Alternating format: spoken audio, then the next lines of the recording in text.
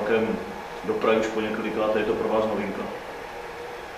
Tak samozrejme ako pre trénera určite novinka, ale ja to samozrejme kvitujem, pretože tá doprava je ideálna a trvá nejakých 2,5 hodiny, čo nie je moc a sami vieme, jak vypadajú momentálne diaľnice, je piatok, takže som rád, že ideme vlakom a vlastne na obed sme tam a hráme až 20:15, takže máme vlastne celý ten režim obed, odpočinok na hoteli a samozrejme príprava na zápas. Už víte, jak dlouho vám bude chybět ve Vedrexa, nebo se to ještě teďka neví? To se ještě neví. Ešte sa nevie samozrejme, pretože vlastne dneska pôvodne zasadá disciplinárka, takže asi až ku večeru uvidíme, jak dlho bude chýbať. Ako pre nás samozrejme podstatné to, že určite bude chýbať zajtra, takže vlastne riešime momentálne ten zápas 1 a pak samozrejme budeme riešiť situáciu ďalej.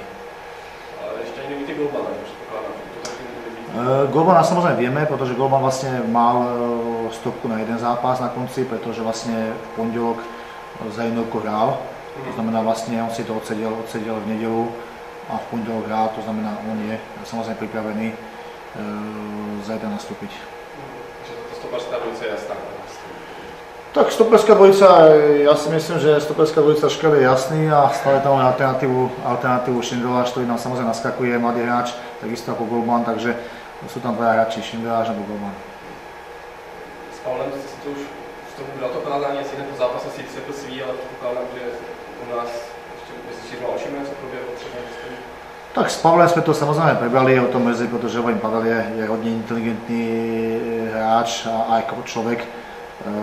O to samozrejme to nás to prekvapilo, ale je to tá situácia, ktorá v tom momente vlastne v tej situácii, ktorá sa stala, že mu hráč stojí úmyselne na nohe a tlačí ho, tak asi je to samozrejme ten reflex, ktorý je u každého hráča, takže na konci ani Pavel to nevydržal a to riešil tak.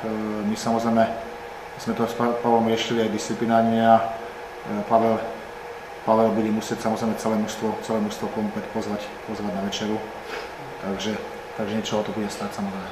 Takže to je ten nový disciplinárny řád, že sa to je ten nový disciplinárny poriadok samozrejme, pretože v rámci team buildingu je to pokuta jedna vec, ale samozrejme zaplatiť jeden večer pre hráčov tiež niečo stojí. Co říct ke kvalitě Slavie? Tak sami vieme, že Slavia je pojem a stále bude pojem v českom fotbale. Samozrejme má dobré zázemie, má dobrý štadión.